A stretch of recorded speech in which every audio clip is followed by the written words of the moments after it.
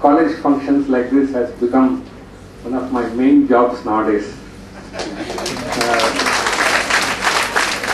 You'll be surprised to know that while Dr. Ramachandran said and Dr. Lakshmi also felt that they had given me very short notice to come to Periyar Maniammai College, I got called on Saturday evening to attend to address the valedictory function of Pragyan 10, which is a function at NIT Trichy on Sunday morning, Sunday afternoon. So that's the type of notice I'm getting nowadays to attend functions. But having said that, I want to say this, that going back to colleges is always very pleasurable. If I don't have a prior scheduled engagement and somebody calls me to speak, I accept it readily, because I have learnt in 20 years in TCS that it's the students and the interaction with students which builds an institution. Let me give you two examples. I've been a member of IEEE for 21 years. I've been in the Executive Council for 7 years. And IEEE has 400,000 members across the globe. Practically every discipline of electrical, electronics, computer science and are covered in IEEE, and it's the most prestigious place to publish your papers, get your doctorate and things like that. It has 36 chapters, society chapters, and it adopts some of the latest methods to communicate with its members. So I have immensely benefited from IEEE, I'll tell you why. But one of the strategies I found in IEEE was, in Madras section we have 7,000 members, of which nearly 5,500 are student members. And the interaction that we have with students is what makes it so interesting. It's what makes it so vibrant. Now, having said this, let me say that companies like TCS have also cashed in on the energy of the students. TCS today has 150,000 associates. Nowadays, every year we are taking 30,000 people from the campuses and other places. So that is the energy. That is what has made TCS a $7 billion company now. It's the input of fresh talent, innovation, creativity, energy, interest, curiosity, all the attributes that go to develop new things comes from the students. Having realized this, TCS spends enormous amount of its own energy to engage with institutions. We have an academic interface program through which we interface and engage with institutions throughout the globe. We have, you name the institute, we are there. And Periyar Maniammai University is no exception.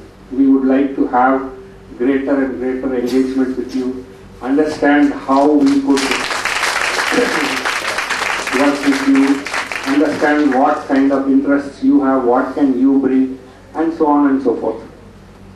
So I have also benefited by this interaction throughout, because it's given me all the nice things in my career to adapt myself and change.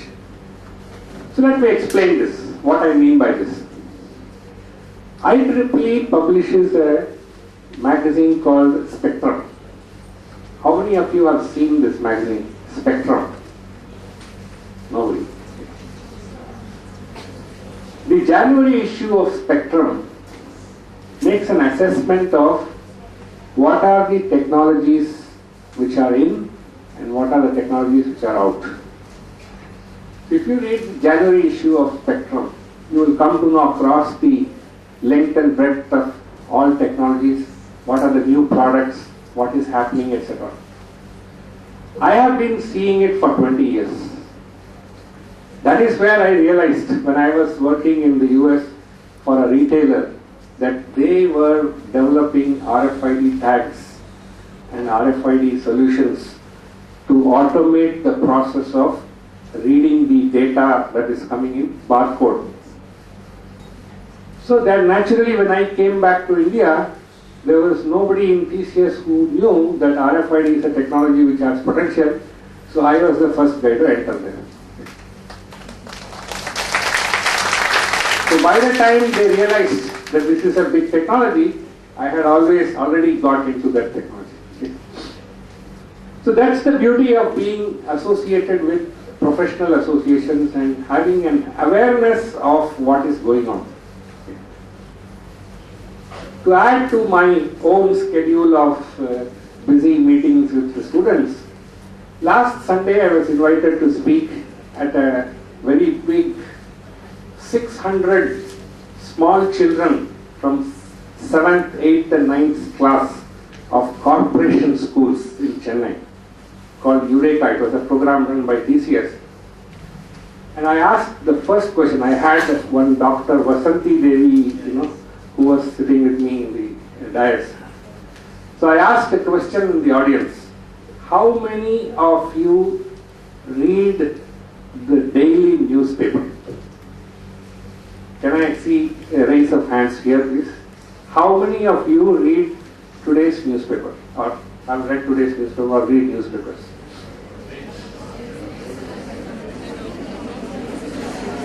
I can find out whether you have read or not, because I'll ask some questions. You'll be surprised. The entire set of 500 students, corporation students, had read the newspaper. Entire 7th, 8th and 9th class. I started reading the newspaper when I was 12 years old, and I have now read it continuously throughout my life. Whichever part of the world I go, the first thing I do in the morning is to get hold of the newspaper and read, because that is where I come to know what is happening. That's the first stage of awareness. Today, of course, you have TV, etc., but in TV most of the people see what? Sun Music and VTV. Yes.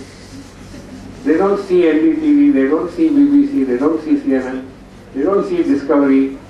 But that's the interest that you need to cultivate. So once you have a very standard awareness pattern, you are in a better position to decide about your career.